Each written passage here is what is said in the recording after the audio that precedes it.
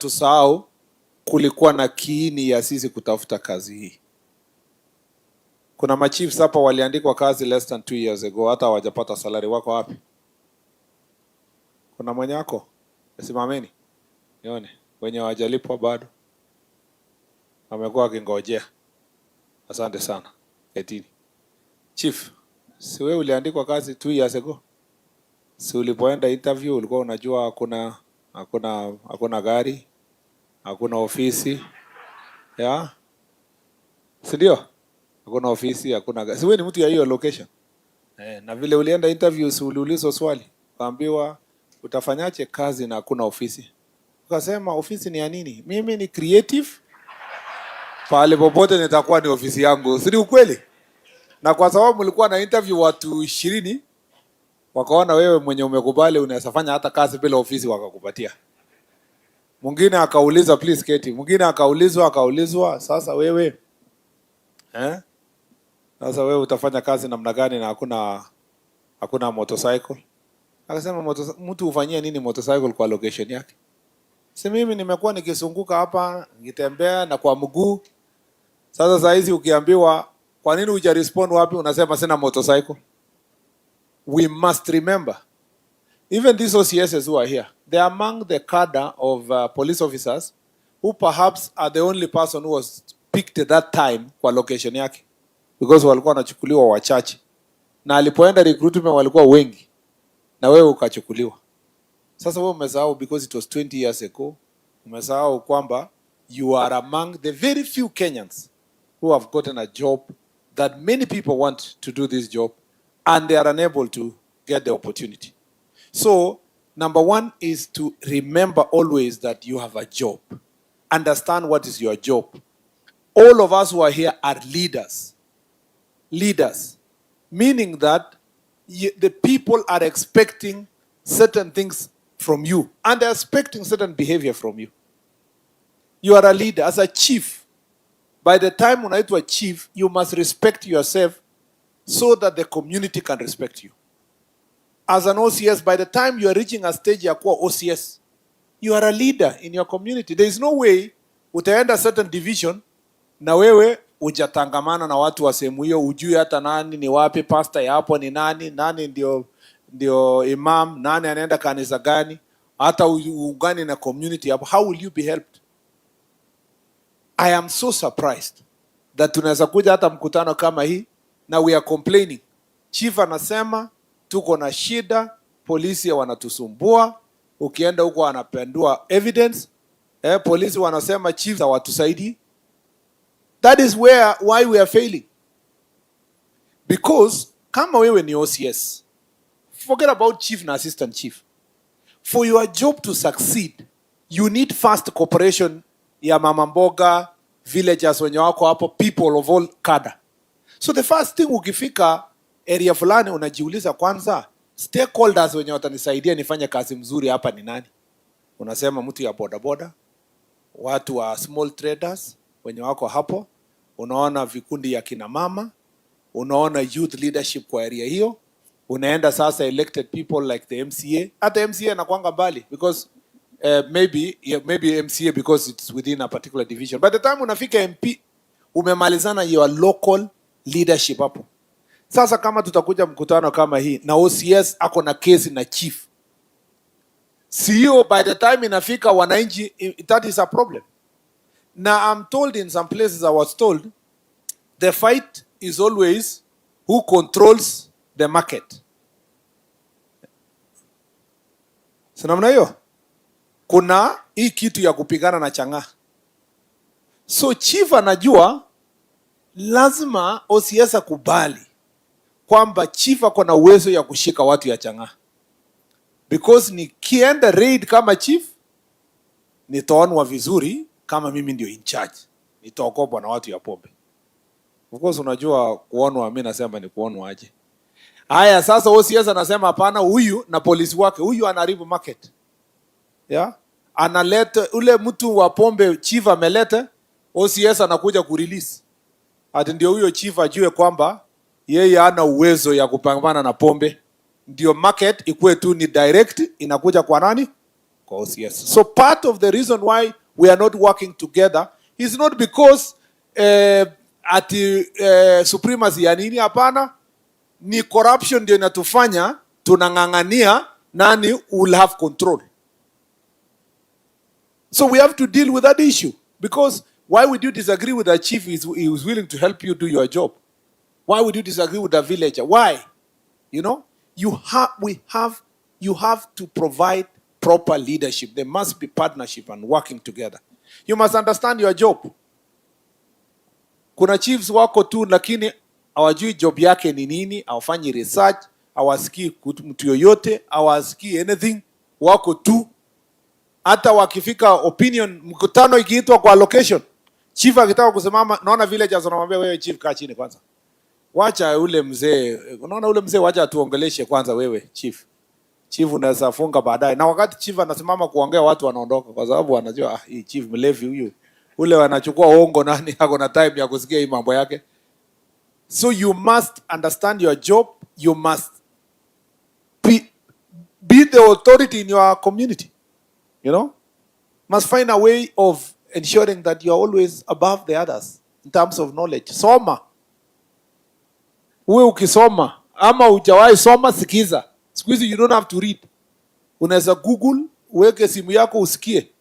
Sikie mambo ya SHA leo, mambo ya housing, mambo ya nini, na ukichukua notes. Understand the job you are doing. Na usiende baraza chief na useme ati I don't know. Ta ukiuliza swali ngumu uambie what is Pythagoras theorem, useme tu we are still consulting with sub-county DCC. There's no way you can say I don't know. Watu waende nyumbani wakisema ayo chief niliwaambia ajui kitu. Kuna chief ajui kitu kwa location yake. So tunajua wote what's going on. Ukweli ama sio kweli? Chief anajua nani alilala wapi, aliamka saa ngapi, anaendanga na nani. Nini, si nyinyi ndio mnaandika ile karatasi ya recommendation ya kupata ID. Kaambia chief huyu kijana ni nani? Sema ni Otieno, lakini Omondi ana claim ni yake. So tuandikie Omondi kwa sababu anafikiria ni yake lakini mtoto ni Otieno. Kama nyinyi mnajua hiyo mambo yote, itakuwa kweli bangi na pombe? You know all these things. As a chief, make sure that you are above the others and you can be innovative. Ukiona ujui kitu fulani, tafuta kijana kwa hiyo locality, mtu amesoma. Wale vijana machachari walikuwa hapa ama mtu amesoma. Unaona wale watu wa CBO na NGO na nini wanapenda kuongea vizuri sana na wamesoma. Sasa wewe unajifanya tu nini, unapeleka yeye kwa baraza, naambia watu kwa baraza, kabla niko na maneno mingi sana. Kabla sijaongea kuna huyu bwana ako na mambo machache. Na wewe unawaachilia yeye aongee. Wakati anaongea wewe naandika notes. Naandika point. Ikifika 30 minutes unasimama unasema bado niko na maneno ya 1 hour. Lakini naona nyinyi, nimeona watu wamechoka. Mnataka niendelee ama tufanye baraza? Of course watu washachoka sema hii anani imetosha siku nyingine. Watu wanasema kama chief anaweza lete huyu na aseme mzuri hivi, sembuse chief mwenyewe zako na maneno mazuri mingi na utakuwa umeponyoka. Next time ukirudi unaenda kusoma ile notes, unakuja sasa ku revise. Kwa hivyo you must leverage on the resources you have, creativity, because of the job you have. Number 2, you must, one of the things that is making it very difficult for us to serve is corruption. Ni wizi. And I have already explained to you some of those things. Sisi wote, why we are losing even respect ni kitu kidogo. Kufanya mambo ya succession, you are taking money from the bigger family. Facilitate certain defilement cases, you are colluding with the criminal to discourage witnesses, harassing them. Maybe you chiefs as hapo, polisi mwenye alikuwa investigator, you are colluding to do those things. Ukiwa barabara, wewe unachukua kitu kidogo. Na sijasema, I've been using the example of traffic. Traffic is because it's just most talked. Lakini corruption is permeated everywhere. And it's important for all of us to face it as it is. Yes, it is okay, Bwana Base Commander kusema, hata wananchi wanalete tu. Kwanza, there is a base commander yesterday who told us in Homa Bay, hata hatuchukwangi. Hao watu wanatupa tu, tunaokota kwa chini, nasema kuna pesa hapa. Hadi pesa imeangushwa hapa ni ya nini? Ati wakati bado unatafuta mwenyewe unaweka mfuko, mwingine atatupa tena unachukua. So we are looking for all excuses to run away from corruption. Please, let's face it. If we don't deal with corruption, it will wind up our system. And the best way to deal with corruption is Jukwaa la Usalama mashinani. To have accountability mechanisms that go to the local level. At least, like someone proposed, maybe quarterly, ama twice in a quarter, or once in a 2 months, mkuwe na baraza ya kujiuliza kwa division. OCS wako hapo, chiefs wako hapo, na wananchi wako. Nasema, how can we make our location or division better? Hapo ndio mtaambiwa muache hongo, mfanye nini, there will be more accountability. One of the reasons why hamtaki mkutano is because wewe unajua usitaki kutolewa gia hapa mbele ya wananchi. There is need for level of accountability. That's why the Constitution talks about civilian authority. You know, the civilian authority are the people you elected to be in office. So it is the wananchi themselves that should get feedback from the work we are doing. If we do so, hatutakuwa na hii fight ya kusema police na wananchi wanakosana. Hata wale wanachoma police station, wananchi wenyewe wata defend police station because they will say this is our police station. Tumekubaliana jameni? Mmenisikia? I have many things to say, but let me say that for now. And also add that now that we have sat here, there are certain things you have raised that are related to this county before I come to your welfare. Number one, ni kitu ya shida ya baharini. We were told in Busia, we were told in Migori, shida yenye iko huko Muhuru Bay, that's the only place we have a border patrol unit. Kwa that side, tumeambiwa jana kwa Homa Bay, and I'm sure Kisumu also the same issues will be raised. We are cognizant of this fact, and for the BMUs who are here, kwamba, we are a bit weaker in terms of our numbers. And so we have a plan to increase the border patrol units along the lake. And in this, after this recruitment to increase the numbers, that is something we are going to put as part of Jukwaa la Usalama resolution. We are going to work together. And there is a plan to build also offices or port of entries or areas where border patrol units na Coast Guard are going to operate in. Already there is work that's going on here. Governor alikuja siku ngine mpaka ofisi yangu na waheshimiwa. We're building something in Usenge. Na it is the police had to leave some of its lands ndio hiyo ijengwe.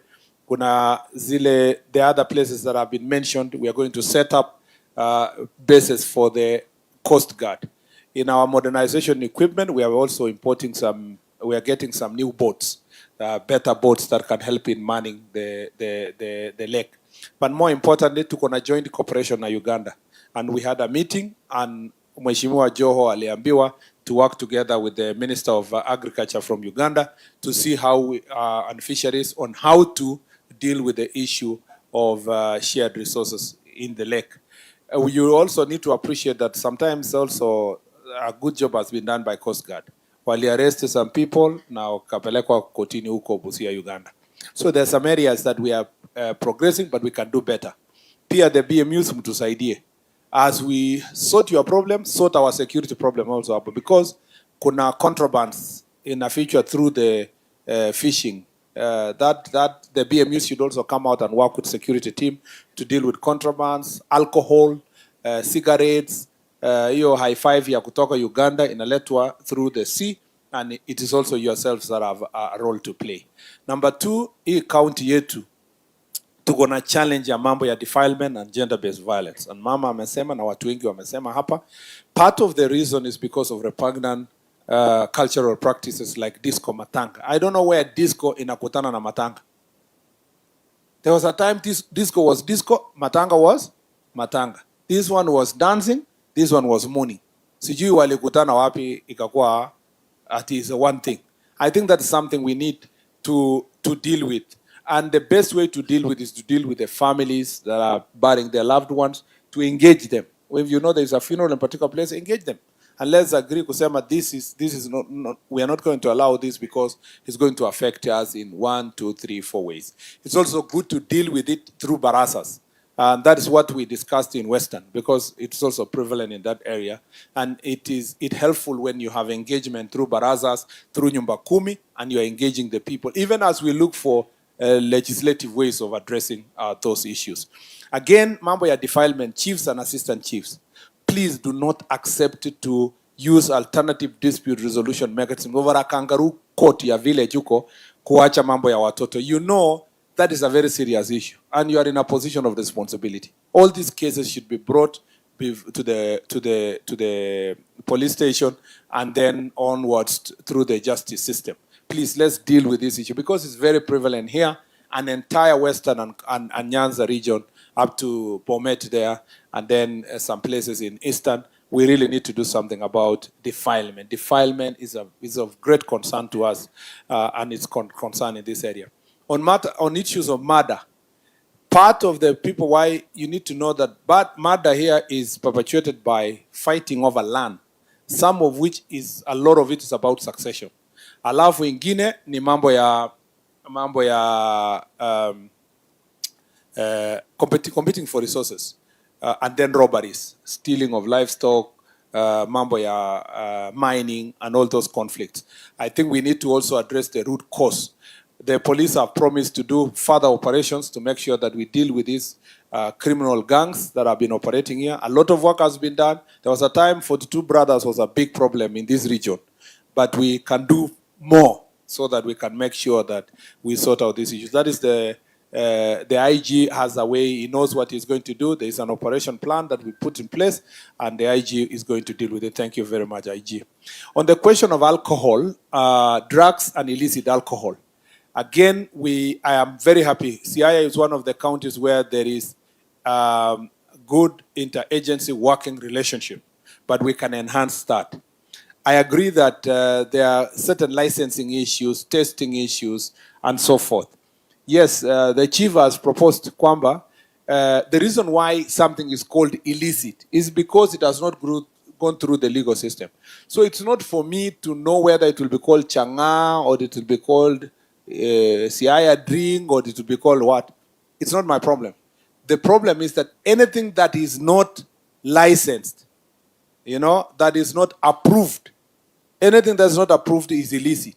So we deal with it. If we want to get it approved, that is now manufacturing processes and all those other issues that we can be able to go through. I don't want anyone to leave here and say mkutano huu ulipitisha kwamba kutoka leo kwenda mbele changa ni mzuri tusonge mbele. Mwenye atasema ni mzuri ni KEBS and other agencies that are dealing with food and drinks and so forth.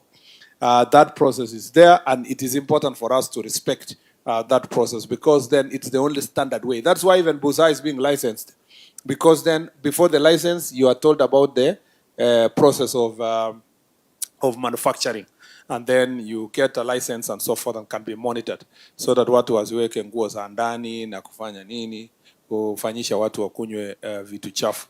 Again, we will continue our crackdown on drugs and alcohol. Most of the alcohol here, interestingly, there is no adulterated ethanol that is really highly distributed here. Most of it is just as on transit. So the real issue actually is the changa, and the chief has really applied his mind.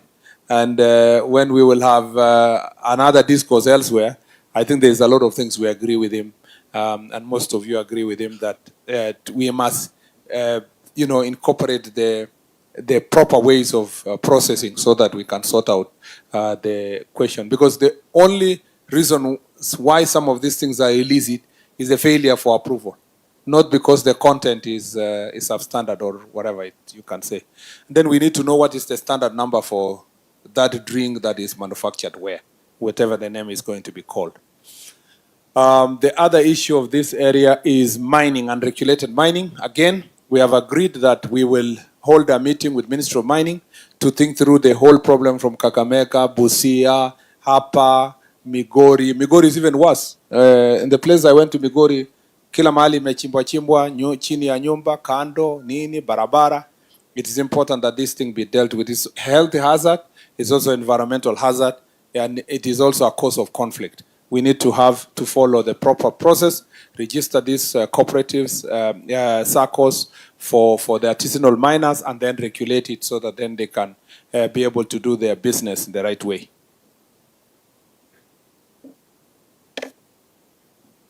The other issue,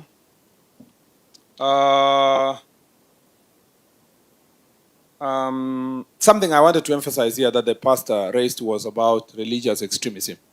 Initial religious extremism was considered to be a problem with the Muslim faith. But now we have a big problem with Christian faith. So extremism is extremism depending on. And I don't think it can be called Christian faith. It's just that those who are posing as Christians, because that's not Christian doctrine. Just the same way that those who are using Muslim faith to mislead people are doing the same. I want to say that it's important here in Siaya, we cooperate the security sector. Chiefs, please. What happened to this thing of being brother's keeper? When you hear that there's a problem in certain part of the community, call Baraza, talk, create awareness. The story of Jared, is he called Jared, the guy who left here, all the way after being rescued in Chakamaraj and brought all the way to Siaya. Left here again all the way with his children to the same neighborhood. Na akaenda kusupervise watoto wake one by one, wakistarve to death. It is just unfortunate. And you know, no matter what we say about security, nobody will police everybody everywhere. So the only way is to have community cooperation so that we can be able to deal with this issue. And Siaya is also vulnerable because of that, and I think all of us need to deal with this issue. You have raised the issues of your welfare. So larger ni summarize. One, nimewambia for the village elders, that issue is being dealt with. I have done the CAB memo. I will present the CAB memo to cabinet. Once cabinet gives directions, we will see how to facilitate village elders, not to give them salary. Government is unable to give salary to village elders because those who are salaried are employed in a particular way. But facilitating so that they can do their job, they have airtime, they have a torch, they have gumboots, they have something, umbrella, you know, and something small. They can pay for share and so forth. That's something we are thinking through. Number two, administrative units which are here. Some date back to 2016, 2017. I have realized that also compared to the population, some of the location, sub-location, your requests on these administrative units are very justifiable. But we received a very small budget the other day. We are sitting after next week when we are done with Jukwaa to look at the map of the country and see the little money we have received once exchequer, there is an exchequer release, how many locations can we operationalize, how many sub-locations, who needs more, who has been marginalized for long, and I'm sure this county is going to get at least the operationalization of the sub-county and divisions and some of the locations and sub-locations. On the issue of your promotions, I have already said that. Career progression for the chiefs and assistant chiefs, we will work with Public Service Commission so that we anchor it properly, including making sure that there is no overlap between the ACC and the chief. Sometimes the ACC is supervising the chief, but the chief is up in terms of ranking. We also need to show how will a chief progress, even if when they reach principal chief, what next? Or, you know, how can we expand the whatever? Most of you have requested that we start with a job group higher because where the job group you are. And then we need to know for how long one can be in one job group, you know, up to for what period of time. And that applies everybody to the ACCs. The ACCs are also asking about the promotion from 2021 that will be sorted, at least 4 years. Is not as worse as the cases of 10, 15 years. That one is going to be dealt with. And also the ACCs who are yet to go for training, about 300, we are going to sort that issue. As I said earlier, we want to have a clarity on how to promote police officers and how also to transfer them. that after this, that policy will be established and made sure that it is properly in place. Many of you, especially Ngao officers, have said that if transfer are to happen, the time it happens, let it happen at the end of the year, so that those who are with their children in their workstation can prepare for a different school for their children the next financial year, so that people are not paying school fees in the middle. On the matters of extraneous allowance and all those other issues, including the AIE, we are going to have to look at it based on the budget and see how to rationalize and timely delivery so that it can facilitate your services. These things require very huge budget. So there has to be clear engagement of different sectors, treasury, ourselves, public service, and then our parliament can be able to budget accordingly. There are certain things that are straightforward, like uniform. Uniform, since 1963, every chief was going to Embakasi to get a uniform. True or not true? And sometimes the uniform was not of the right size. Yeah? Ilienda huko Makueni huko. No, it was Kitui. Kabata chief mwingine, haona sura ni mwanaume lakini ni kama amevaa marinda. Kumbe longi yenye alirushiwa kwa Embakasi ilikuwa kubwa. So hata hapa katikati huwezi ona inatembea. Nikauliza why were you given that? Akaniambia ati tuliambiwa ati nilirushiwa, nikasema mimi ni mwepamba. Ati nikaambiwa ati jikaze huko mbele, enda ujaribu na fundi. Kabla hajapatana na fundi, waziri akakuja, so akavaa ndio akuje mkutano. So nimesema uniform ipelekwe sub county. Mlipata uniform zetu kwa sub county, si ndio? The latest uniform was delivered at sub county level for the first time. And nimesema kila mtu apimwe itoshie size yake. Kuna issues ya mobility pia we are dealing and so mmeshasikia also pia kwamba all expecting chiefs, ngao officers, police officers sasa wakuwe pia na uniform yenye they can wear when they are maternity. Hiyo ni kitu kubwa sana kweli, yenye inashinda watu kununua nguo tu ya maternity, na inaweza kuwa debate ya Kenya mzima. Ati mtu akikuwa expectant na anaambiwa asenda uvae nguo yenye unataka mpaka mwaka moja, mwezi 9 ishe, kama mwezi 4 mwezi 5. So we have said that we should also facilitate our officers to get their uniform kama wamevaa maternity dresses. Yeah, mzuri sana. Yeah. Ulikuwa una survive aje? Officer. Unavaa civilian. Inakubalika sasa tuvae uniform? Yeah. Ni mzuri tuwe na uniform ya wamama. Yeah, it is okay, sir. I will appreciate. Yeah, thank you. Thank you. Yeah, thank you very much. Haikuwa yangu, niliambiwa huko Kirinyaga. Naambiwa tunataka uniform. So pongezi. And then so your uniform ikwe tumekubaliana 1 month, is it 1 month? Within a month. Yeah, within a month. Wenye wanakuwa expectant waanze kupewa uniform within the next 1 month. Thank you very much DIG for all the ngao nini na nimesikia huko na chiefs wenye wako expectant, so nitakuja huko. Alafu what was the other issue? Mobility is a big challenge. Magari, true. There is a procurement process going on for the police that should be ready in the next I hope by December. There has been back and forth between Treasury and ourselves. I hope we can be able to do another leasing of 3,000 vehicles, and then we distribute fairly, you know, depending on the need. Please, magari kikuja, I like what the DCC said. We must share. Yeah, tutumie sisi wote. Usiseme mimi ni wa AP, siwezi patia wa KPS. Mimi ni wa polisi, siwezi peleka DCC, siwezi peleka ACC. Let's share together because these are government resources.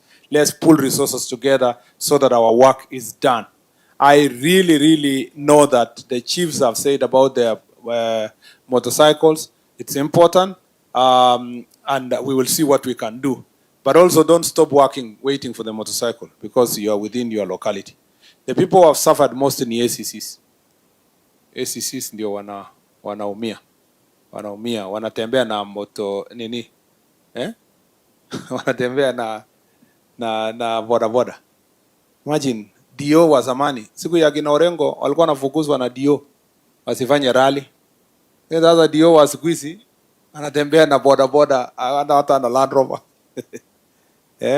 Si lazima tuone vile tunaona ACCs ama namna gani? Ama mnaonaje? Si namna hiyo. Hata tukiwa na gari mbili kwa sub county yenye itasaidia ACCs to do their job, it will be very good. Yeah. Madam ACC, wewe ni ACC? Wewe ni ACC wa wapi? Sasa kuna wakati unaenda kazi na motorcycle? Unaenda job na motorcycle? Yes sir. Hebu muangalie huyu madam kweli. Amebebwa na jamaa wa bodaboda. Alafu kwa sababu anaona kabisa amebeba ofisa, anamwambia ofisa shika vizuri. Na akikataa anakanyaga brake, so hakuna excuse. Inaharibia serikali. Asante sana. Thank you very much. Niliambiwa huko Makueni na ACC mwingine kwamba alikuwa amebebwa kabisa na a lady ACC amebebwa kabisa na motorcycle. Wakati mtu wa bodaboda aliona mkutano akakuwa excited, akaweka madoido, wakaanguka. Kofia yake ikapingirika. Ati mtu akashout kwa mkutano akasema serikali imeanguka. So we need to take care of the ACCs and we understand that. DCCs, please facilitate the ACCs.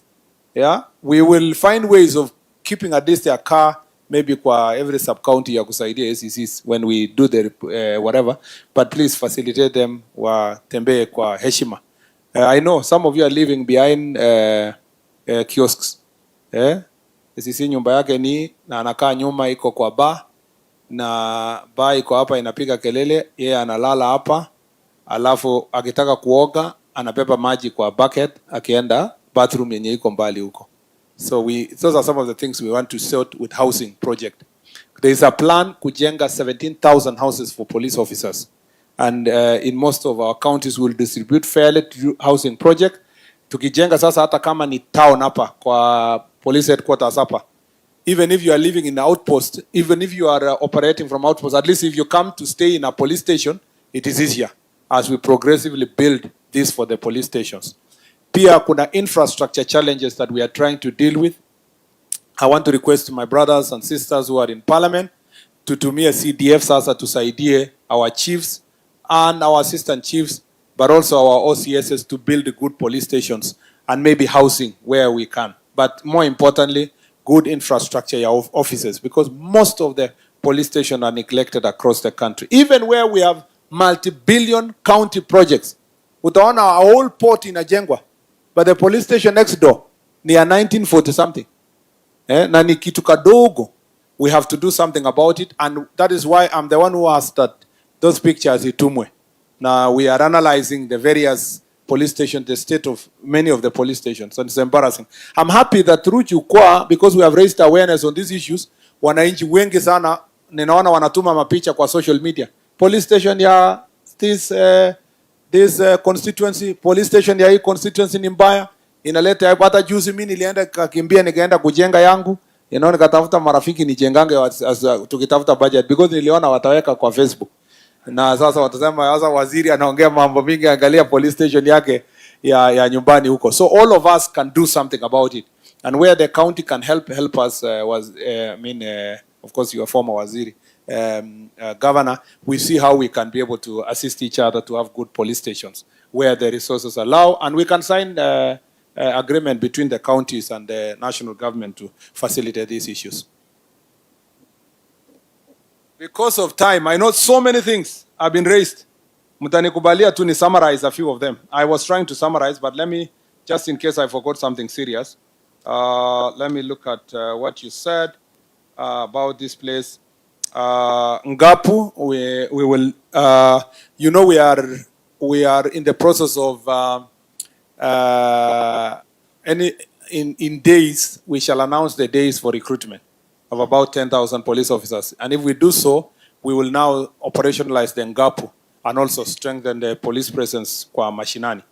Mambo ya police transport, I've said that.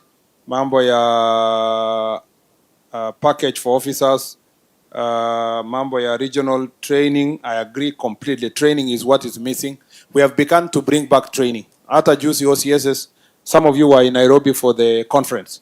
And we will do it until all the OCSs are trained, and then we need to continue the training, like you've said, and we are working on making sure that there is a budget in National Police Service to continue training.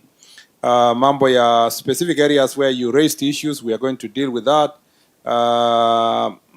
County ICT system, best police. I agree with this reward system where you have best police officers, best police stations, and so forth. And this has been proposed also in a number of counties where we have been, and we will work on that. Mambo ya team building, I agree. Civil registries. Civil registries, I've said that latest next year by April, all the counties, all the constituencies must have a civil registry to start with, as we work to go closer. And by December, I have said 2 of them must open a civil registry office in this county to take services closer. Mental wellness, I agree. ICT, withdrawal of cases, village elders, acting OCSs, all those issues here, acting OCSs, the IG is going to deal with it. Mambo ya health cover, it's being reviewed. Your health cover for the police officers is being reviewed with a view of incorporating the issues you're raising here. Mambo mingi, rehabilitation center, hiyo ni ya governor. Jenge rehabilitation center, weke lights, serious places. What we have said for our students is that because of security, unique security challenges that we face, our students and their dean of students should be incorporated or invited to sub-county police, sub-county security committee meetings so that you can discuss their challenges at the sub-county level. The same to border. You need to incorporate them because they are a very important team, or the transport sector generally. Their leadership should be able to come together. But the uniqueness of border ni ile maneno tunasema wanaingia mpaka huko ndani. I think that prisons, we have captured your issues, mambo ya wildlife, compensation, and so forth. This and many others are very important. In our social media pages, I think there are also some questions people are raising. Mike Wakadenge anasema there is a group of youths calling themselves 42 brothers who are killing and injuring wananchi without mercy. Chiefs and assistant chiefs know them, but they have been doing nothing. It's actually not chiefs and assistant chiefs who should do something. The OCSs, we need to do something so that we can make sure that we do proper enforcement. If people are a criminal gang, those are people who are lethal, and it is us to do enforcement. And I understand the challenges we have. Some are saying being arrested, judiciary releases, DPP returns the file. Let's work together in a multi-agency forum. You have got users a forum in every county that can be used to thrash out issues that attach with us and the judiciary. There is a lot of insecurity in Siaya County as a whole. People are being butchered like animals. No, this is an exaggeration. Siaya is safe. It's good for investment. There are challenges of insecurity here and there, like any other county, but it is not even as severe as sometimes can be exaggerated in such statements. So, Bwana Wakadenge, whereas we agree that we have challenges, Siaya is safe, it's a good place for investment, people are going about their business, we have challenges for security and we will deal with them. But it is not to the extent of saying people are being butchered every day. That is not the language for this place. At least it does not a security assessment. Paul Oyuga Oriaro, kindly establish a police post at North Yimbo Chief Office, Usigu Sub-County to curb the increasing case of insecurity around the area. Wapi mtu anatoka North Yimbo, chief wa North Yimbo? Ako wapi? Ama ni ma-chiefs? Chief, iko shida huko nataka police post? No, you don't need a mic. You don't need a mic. It's just okay. You have shida kama hiyo? OCS wa area hiyo? Wapi OCS mwenye anakava North Yimbo? Ni Usenge, eh? Do we need a police post like this man is saying? Oh, okay, so you need to do the assessment and then escalate it accordingly. You find out whether it is necessary and whether we are able to do it and we have the strength to do so.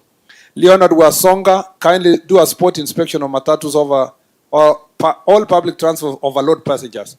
That is true all over the country. Now this is where it is not just the traffic department, it is also members of public. Matatu inabeba 14 na unajua. Na wewe bado unaingia unasema tu tupendane tuingie. We also need to take responsibility as citizens, because if that matatu ikipata accident, we are losing lives because of that irresponsibility. We need officers, Yunde police post. We will see what we can do. As a resident of Siaya, one challenge that we do face, that was Onya Aindo na mwisho Opondo Lawrence. As a resident of Siaya County, one challenge that we do face is that our police officers do not have houses. They live in houses that resemble those that were used by colonialists. Kindly address the issue of plus patrol vehicles and motorbikes. That is through Opondo, and that I had answered earlier that that's some of those issues we are dealing with. Mimi nashukuru sana. Kwa hivyo sasa at least nimeattempt kujibu.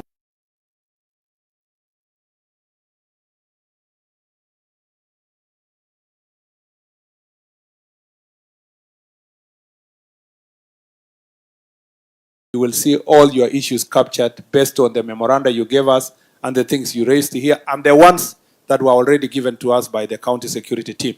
It's now my opportunity to invite Honorable Chanda on behalf of the members of parliament here, so that you can recognize the speaker, or let me call the speaker. The speaker, please recognize the MCAs. Sema neno moja, ita Mheshimiwa Chanda, ni kama hakuna mtu mwingine ana recognize, alafu aite Mheshimiwa Governor. Si namna hiyo, alafu tumalizie hapo. Asante sana. Thank you very much.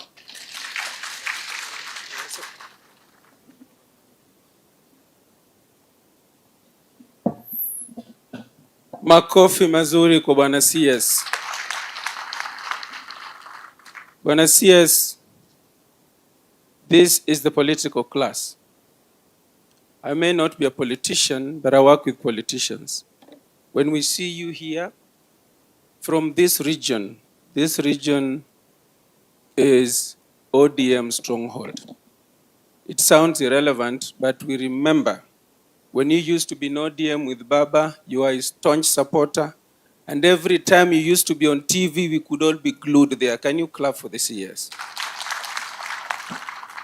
When I CS, this is the best opportunity you've given us. And to the political class, when the police officer mentioned that you have security officers, that those security officers can also be a threat to security. I received a message from one of those security officers, and they said, the message said, huyo mngwana leo anatukana, hatutaki, lakini juzi tulipokuwa Nairobi wakati wa maandamano tuliwasaidia polisi.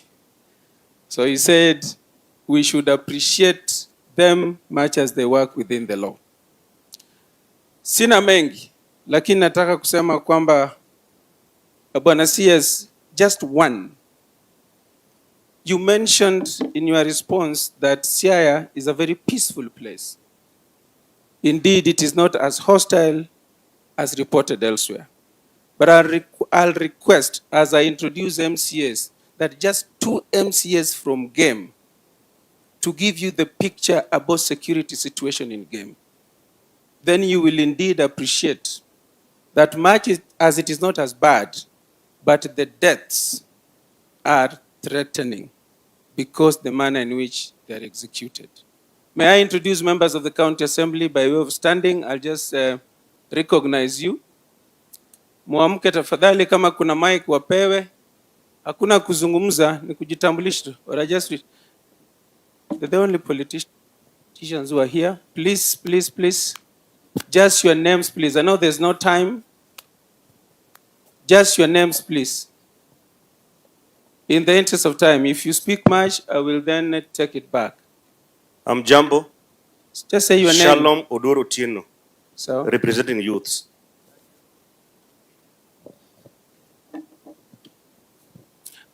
please, from wherever you are, or move closer.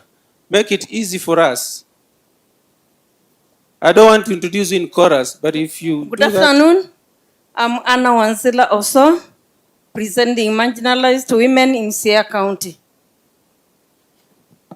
Justus Oguta Ubuya, West Very Buyoma. good, very good. Please, quickly. Freddy Kodhiambo, mimi ndio msimamizi wa walemavu Siaya County. Thank you. Philip Oluoch, North Game. Songesha microphone huko tafadhali haraka haraka.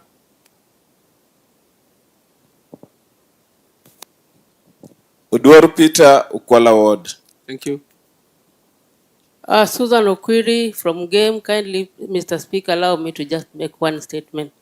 I would request the cabinet minister to assist us in Game. Game is leading in homicide and the femicide. As a woman leader, I would really request, as much as we are working well with the your team in Game sub-county, Wagai, where I come from, and our sister Gemu Yala, that we work together, we kindly request you to look for a comprehensive approach to end these incidents that are in Game for the safety of our women, men, and the girls, the school-going girls in Game. Thank you. Thank you. Rose Rabinya nominated. Alice Odhiambo nominated. Alega of Song. Dora Bonyo nominated from South Game Ward. Thank you. Yuni Israel Achieng Ndolo, MCA South Sakwa Ward. Thank you. Thank you. I'm CPA Marco Keo, MCA West Assembly. My name is Mercedes Scholastic Amado, and I also just want to mention, Mr. CS, that we are bringing up a bill called Siaya Widows Protection Bill, and these issues that were talked about, terrorists, are going to be addressed there. Thank you. Thank you. Buka Washington Bonyo, North Oyam. Thank you. Edwin Otieno representing Ugunja Ward, also the majority leader here County Assembly. Omondi Michael, South Oyoma. When I see Omondi Michael is friends with your friend Kibet Mashamba. Very close friend, he lived there. Podo John representing CitizenTV Ward. Simon Nangule, West Timbo. Cynthia Ndar nominated. Dorothy Oinga representing youth. Good afternoon, my name is Ben Adala, North Ugenya. Kinyanyi William. CS nafikiria unanifahamu, tumekuwa naye Nairobi miaka mingi tukiwa na Charles Kiter na president wetu. Yangu ni machache kidogo. Bwana CS, yangu ni kuuliza, in a police station like Yala, how many police officers are we supposed to be having that OCPD? Because I think in Game Yala, the police officers there, they're not enough. And I'm also having a small discussion with the OCPD. He also has a problem. When the officers being transferred there, somewhere, somehow, they influence their way. The transfer is being transferred. So this is also giving a very hard time to the officers manning those stations. So if anything can be done, that any officer above, if you've been posted to a police station, nobody should interfere with the posting. That is also really affecting the police station. All in all, Yala has been having a problem, but I think it's being managed with a few officers that we have. But something should be done, because insecurity in that area is very bad. Bwana Wafula, the only thing that you did say, me as on this side, I don't budget for you, but I provide you with a motorbike to help you do patrol. You should give me Thank you. kidole on that. Thank you. Yes. Vincent Odawa, North Olega Ward. Gordon Onguru Nyango, MCA representing East Assembly. When I say yes, I would have wished Gordon Onguru comes from an area where there is gold mining. If you can say just in 1/4 minute. Thank you, Speaker and the Governor and the CS. I would like, as you have said, that my area, we have artisanal mining going on. But the worst situation we have now, as a political leader, you are only looked after when an incident has occurred. Nowadays, because most of these lands are owned individually, people just start digging. And there is a lot of holes which are very hazardous to our community. So there should be some regulation and measures from the ministry to control the vice. Thank you. Thank you. Thank you so much. I'm Oduro Dongo. I'm the Deputy Speaker, Siaya County Assembly. Thank you. Next. Thank you very much. Mr. Speaker. As CS Mocheng Baraka said, I represent the interest of the people of East Game. And I think I've been accorded 1 minute because the region where I represent of late was on the media about the cases of murder. I want to say that the police that we have are really trying, but as much as they are trying, in some instances, some of them lack professionalism. The instances that we have is a case whereby when the locals are ready to give information to the police, and then you find some few will want to give back the information back to the community. So people fear giving information to the police. However much they are trying, and from where we come from, as much as there have been many deaths, I want to thank the DCI and the OCS and the OCPD Wafula of Yala that they have tried. But lastly, let us also ensure that when we give out police stations and police posts, let us follow them with resources. We can't have a police station with only 4 policemen, and then we want them to handle all the cases that we have.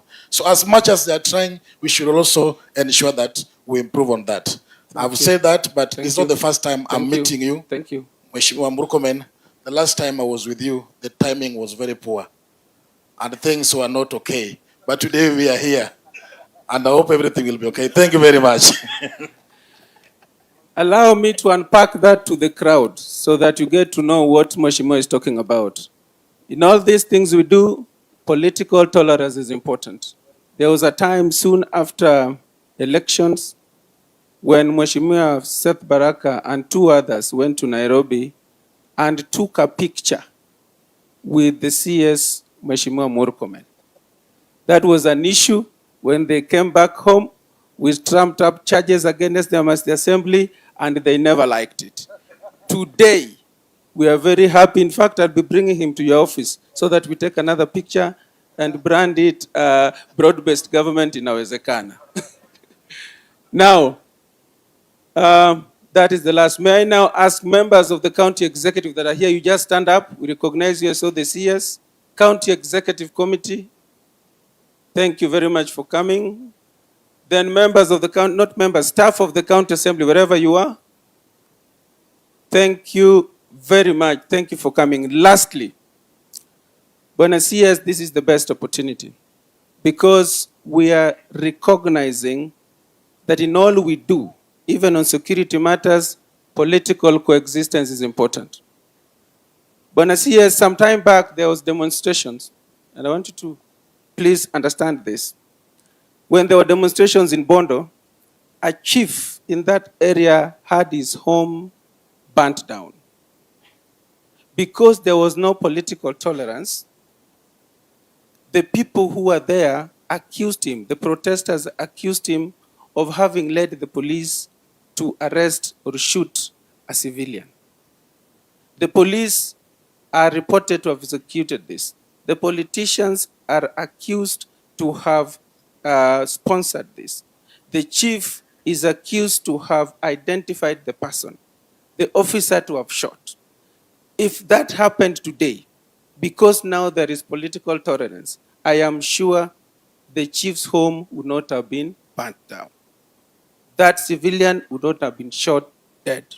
And I therefore say that in all this we do, let us strive to ensure that this political tolerance, that is what this country needs. I don't want to say much more. Allow me at this point to invite Mheshimiwa Ochanda. Na makofi tafadhali.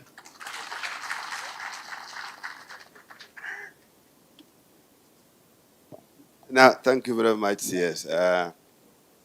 CS, I think from what I've seen, the interface and interaction is superb, is good. And it's an exercise that I think you need to run on with. And you need to run on with when we escalate it beyond this, such that maybe you also take time to cluster the members of parliament and have time with them. Even after this, you can join Kisumu, Siaya again together for 1 hour or 2, just to see that some of these things, like now I don't have time, but I had much to say. So if that can happen, it may help us a great deal. I only want to mention 1 or 2 things, and very quickly. The first one the matters lake security.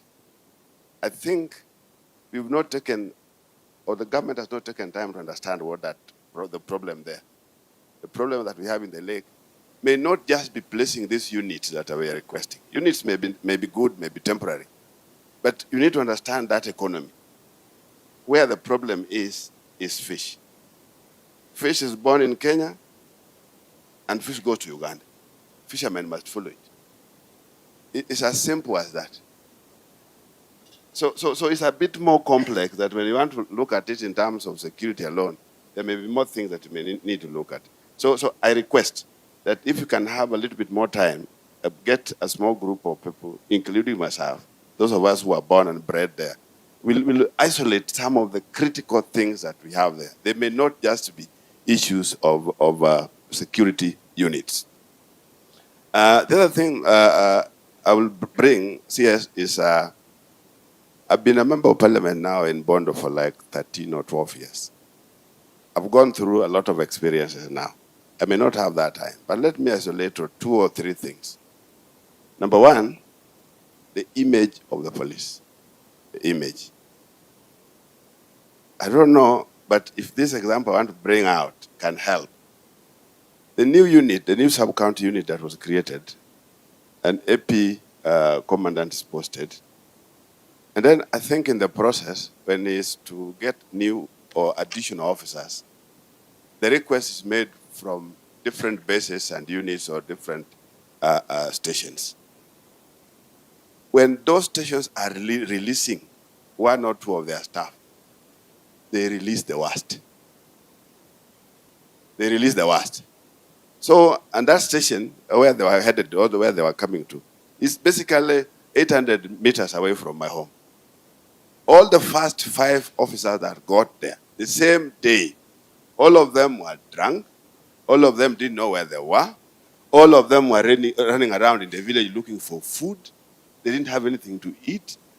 Imagine your officers running around in the villages of people that they have never met before, looking for food. And then they were drinking all manner of things that they found there. The following day, what the villagers were saying, is this the meaning of the new sub-county? So if you want to get those who are making the image of the police look the way it sometimes appears, get all the stations of the bases. Tell them to isolate for you the people that you give a different assignment. They release for you the worst. And the worst is exactly what the public is seeing as the image of the police. It will help a great deal. The second one, which again is an observation, is you mentioned, you alluded to it. For the period that I've been a member of parliament, I've worked with 13 DCCs. 13 in 13 years. So meaning that an average of 1 per year. Yet there are those that have been there for 3-4 years. So you can imagine, there was a year that I think I worked with 5 different DCCs. So if you are with DCC like that, how will they settle down to work? That's a big problem. Then, in the same way, I've also worked with close to 7 OCPDs in the same period. Most of this, every single time they come in, they are given. Because we know who the criminals that are there. We know the thugs that are there. Allow it to grow for a while, it becomes these big gangs that we are talking about. They start in a very small manner. And they start particularly in these small towns of ours. They are there. Whether they are for hire or forever, they are thugs. They are goons. They are bad people. And we know them. People know them. This list, the names are given. Sometimes the beginning of when we have new officers, OCPD, DCIO, our DCs, we give these names. But if you followed the list that was given for the first time that I was there, the first 10 people, I don't think 8 have been arrested. They keep doing the same things. They're the same thugs. When we are talking about stealing of lorries, they are the ones who are mentioned. Talking about stealing of cars across the country up to Busia. They're the ones who are mentioned. Stealing shops and all this guys, they are the ones who are mentioned. But they are still there. And they are known. What do we do? So that's something that I thought is important that you get to have. Because it's like there's a problem somewhere.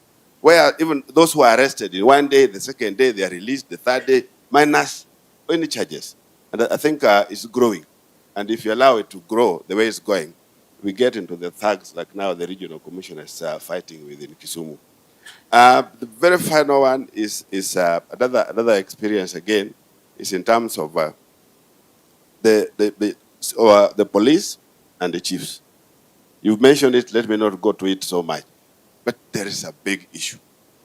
Then there's a big issue in the criminal justice system in terms of how ODPP and all these things. There are things that when we have time, I want to believe, particularly when we meet with the members of parliament, we can help you isolate them. I sympathize with you, CS. You are the CS that has to be in parliament almost every week to answer this kind of questions. Questions to do with the issues of security. This may be shortened if we have a time, we meet groups of members of parliament, either per region or whatever. Then you reduce your going to parliament to answer these too many little questions about every other thing that is happening. So with that, because of time again, and because I also have an idea how we can get to you, let me stop at that point. Asanteni sana. Oh, yes. Then let me take this single opportunity to bring our governor, Governor James Orengo. Because we are bringing the governor, there's one or two things that were mentioned. But I think this one's, Governor, if we had a situation where our county commissioner will take this thing and sit down with you, like the issues of, somebody may be blaming you that either they are prisoners or remandees are taken to hospital and then money is required. Sometimes they think you know. So I think maybe they need to take time so that some of those things are put together and you see how to address them. Karibu sana, Governor.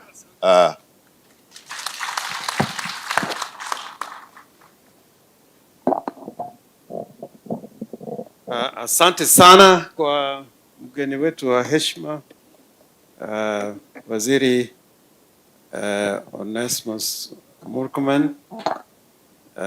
Tunakukaribisha sana Siaya na ujumbe wako.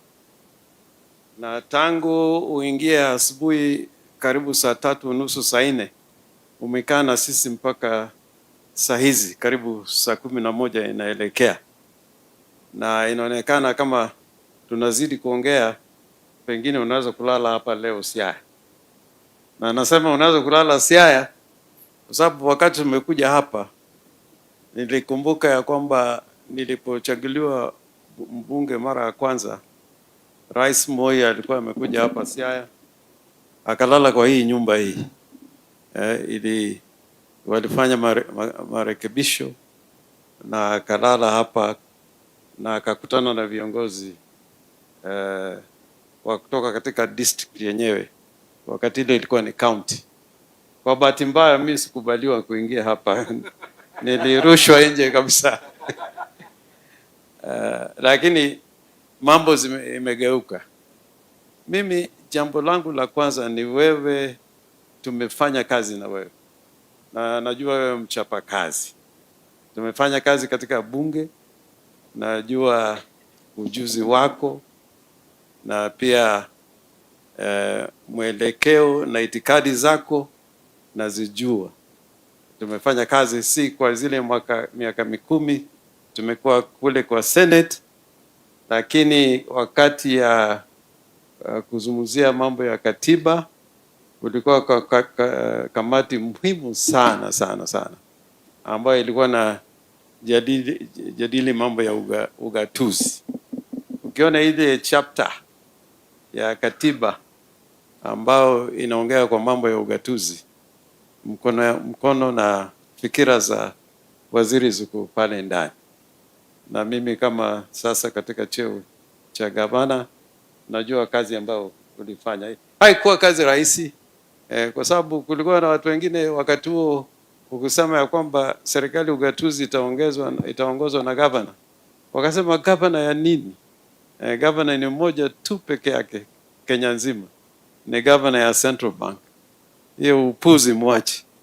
Lakini mfanya kazi vilivyo mpaka tukawa na katiba, na muhimu ni kwamba tukawa na zile vipengele vya ugatuzi na ziko pale katika katiba yetu. Jambo langu la pili pia kwa sababu umekuwa hapa Siaya ni kurudishia wewe asante, kwa sababu stadium yetu ambayo inapongezwa sana. Wewe umetusaidia sana sana wakati ambao tulikuwa tunakuwa na ile sherehe ya Pinluo na Rais William Ruto alipokuwa akija kufungua hilo stadium, ukatupatia viti karibu 20,000. Hata hakutumia zote. Zile mpango za upanuzi tukimaliza, hatutakuwa na shida za viti. Tulipatia viti ya kutosha, na pia pamoja na hela karibu milioni 50 ambayo imetoka kwa idara yake wakati ambao alikuwa anaongoza mambo ya sports. So nataka mpigie waziri makofi kidogo.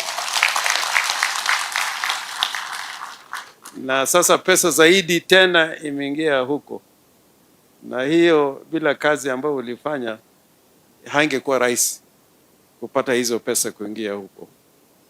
Mimi tumeongea kwa ofisi na sitaki kurudia yale ambao yamezungumzia. Kuna yale ambao yamezungumziwa hapa na tuliyataja wakati tulikuwa katika ofisi yangu, na nataka kutoa tu ujumbe mmoja tu ya kwamba sura ya serikali na chombo cha serikali mashinani ni hao wenzetu maofisa ambao wamekaa hapa. Hawa ile uzito ya kueneza zile policies, programs na itikadi za serikali, mzigo mkubwa wamebeba.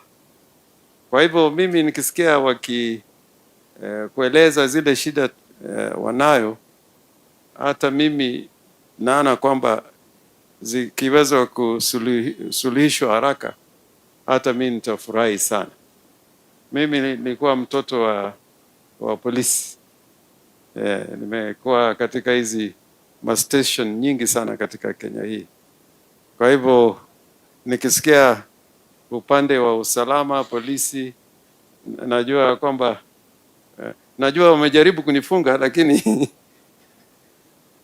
inaonekana walijua mimi nilizaliwa huko kwa polisi. Mimi nataka niseme hivi na kurudishia asante sana. Hii ni kama baraza, na machief na assistant chief wanakuwa na mabaraza. Sasa wewe katika zile ngazi zako za juu umeleta baraza hapa Siaya mchana mzima. Wakati nilikuwa kwa bunge mara ya kwanza, tulieleza na wale wengine ambao walitangulia ya kwamba ukitaka kuwa na sifa katika bunge, wewe uwe na hali ya kutolewana na polisi na administration. Ikiwa mnachapana kule mashinani, pengine utapata sympathies kutoka kwa wananchi. Naona hata kuna assistant chief, sijui chief mwingine ameongea hapa vizuri sana akizungumza mambo ya chang'aa. Na hiyo ukizungumza na hiyo ni njia ya kupata kura. Lakini maarifa zetu na mwenendo zetu ni tofauti. Lazima tukae kama viongozi na tuyajali yale mahitaji ya wananchi. Kwa hivyo mimi nasema ya kwamba lazima tuzidi kuwa na ushirikiano baina ya serikali kuu na serikali gatuzi, na tutafanya kazi pamoja. Na safari hiyo ni moja, ni vile katiba imeeleza ya kwamba there is only one government, indivisible government, but we have levels of government. Niliona OCS kutoka Akala, huyu anajua katiba sana sana sana. Ile Bill of Rights umesoma sana sana, na karibu niseme ya kwamba wewe ungekuwa wakili kuliko kuwa a police officer, but I think we need police officers who understand the Bill of Rights and can apply them even as they work with the government, so that we have true protectors of the Bill of Rights within government. Kwa hivyo mimi kuna maswali vile Bwana Ochanda amesema zile zinahusisha county government, lakini naomba tutakuwa na wakati mwingine tukae chini, kama yale ya kutibiwa na wale mabusu ama watu wameshikwa na polisi ama watu wamepelekwa katika mahospitali wakiwa wamejeruhiwa pengine kwa accident. Hiyo tutaona namna ya kutatua, hatuwezi kushindwa kutatua. Na langu ya mwisho, ujaribu sana kurudi hapa Siaya. Najua ukiendelea kurudi hapa Siaya, hiyo itamaanisha kwamba tunafanya kazi as one nation and one people. And I know you, when we were in government, even when in the Senate, sometimes we were on the opposite sides. But on all the essential issues, we agreed. Hata wakati tunapiga kura upande huu na upande huu, but essentially on fundamental matters, tulikuwa tunasikizana. Hata mambo ya Senate, wakati tulikosa kazi na nini, tumelemewa, tukienda kotini tulikuwa tunakwenda pamoja, bega kwa bega, mpaka tukafaulu katika mahakama. Kwa hivyo mimi sitaki niende zaidi, na kupongeza na timu yako Bwana Masengeli, wewe ulinisaidia wakati mwingine napongeza. Si kunisaidia ya kwamba nilifanya makosa lakini kwa uzuri, na nikapongeza na kupongeza. Asante sana, shukrani, asante. Na nataka nisikie makofi kwa waziri, nisikie makofi. Asante. Now, I was doing a political crime. Apparently, Elisha Odhiambo sent a representative. Okay. And we can't allow him to talk at this moment, but he has some letter which I think he was presented to you. So let's recognize that Elisha sent in a representative. I don't want to go with that. Pigia makofi representative ya Mheshimiwa Elisha. Bas, nikimaliza nataka kushukuru sana Mheshimiwa Gavana James Orengo ambaye nimesema tayari. Sikujua kwamba anajua Kiswahili. Nilifikiria mimi niko afadhali kwa mambo ya Kiswahili, lakini nimeona kwamba kuna Kiswahili mufti sana. Ningependa kumpongeza, na nilisema kwamba yeye ni gavana mstahiki ambaye nimekuwa nikimwangalia kwa miaka mingi sana. Mheshimiwa Gavana, hata leo umeonyesha kwamba wewe ni mtu mpole, mnyenyekevu. Kwa kuketi tu hapa na kutusikiliza sisi, nimejifunza kitu kwako, kwamba wewe sio mjeuri vile unakuanga mkali. Unaweza kuwa mkali lakini ni mnyenyekevu. Kwa hivyo tunakushukuru sana kwa kukaa na sisi. Nashukuru Mheshimiwa Ochanda, sikio Mheshimiwa Speaker, umekuja hapa na waenzi sana, na washukuru sana. Ile mambo yote ambayo imesemwa hapa, ningependa kusema kama vile gavana amesema, nitarudi tena, na siku ya kurudi haitakuwa kwa baraza kama hii. Nitarudi, twende huko mashinani, twende tuone mambo ya security ya huko ndani, twende baraza kufungua new sub county, kuja kuangalia kazi huko ndani. Sitarudi tena ya kukaa tu sehemu mkutano kama huu. Leo ilikuwa ni kutengeneza base yenye tukirudi sasa tunaona tulikubaliana hivi, tukisonga mbele.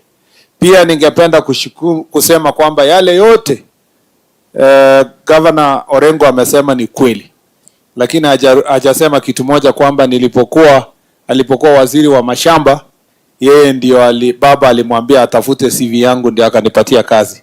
Kwa hivyo yeye pia amenisaidia hapo awali kutoka ile directives ya Prime Minister. Na mimi ni kijana ya baba. Hata wakati tulikuwa tunashindana, generally nilikuwa watu walikuwa wananisuspect. Nilikuwa generally watu wana suspicious. Yeah, wanagiona hivi na kama kungekuwa na shida naambiwa pigia baba. So mimi nilikuwa natumwa huko nyuma. Mimi nafurahi sana na broad based government kwa sababu I am at home. Nikiwa na hawa, nimekuwa na hawa kwa safari ya mbali sana, especially the prime minister tumekuwa na yeye na Mheshimiwa James Orengo. Mnajua yeye ni kiongozi tunamtegemea. Hata kwa Senate he used to be, even when he was not the leader, alikuwa ni opinion leader. Akishaongea hiyo maneno hata speaker anakubali, na ilikuwa inaniletea hasara sana. Nilikuwa naona wivu kwamba speaker wa Senate anategemea mtu ya opposition, lakini nashukuru sana tunafanya kazi pamoja. Kwa hivyo nawashukuru, asanteni. Kabla hatujaondoka, ningependa kumpatia kwa niaba ya wale wote tumekuja, DIG Masengeli afunge mkutano. Thank you so much, sir. CS. I know we are racing against time and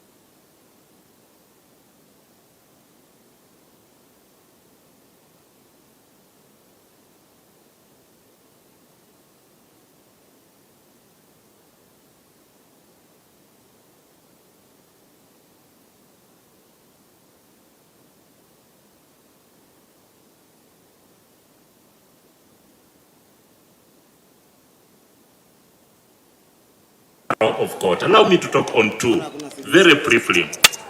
Sir, when the sender does not hold, things will fall apart. I'm just asking the security agencies, let us not let the sender fall apart, because when the sender falls apart, the security will be in chaos. The Mwananchi will not be safe anymore. And it's us now that we have to bring discipline and order in the Mwananchi that prevails all time, always. We have to ensure we go with the community policing, we partner with the community for their own safety. Sir, the other one is arrow of God. When a man brings home firewood invested with ants, he should not be surprised when he is visited by, or when lizards pay visit to him. Reasons, they are looking for the ants that are invested in the firewood. This one is just a calling for us that the security proverb warns us that those not sensitive with the security, early warnings, if you harbor the criminal as the community, at the end of the day, crime will thrive. And when crime thrives, that will be the end of some orderliness in that area. Thank you, sir. May I just submit that, and may God bless you.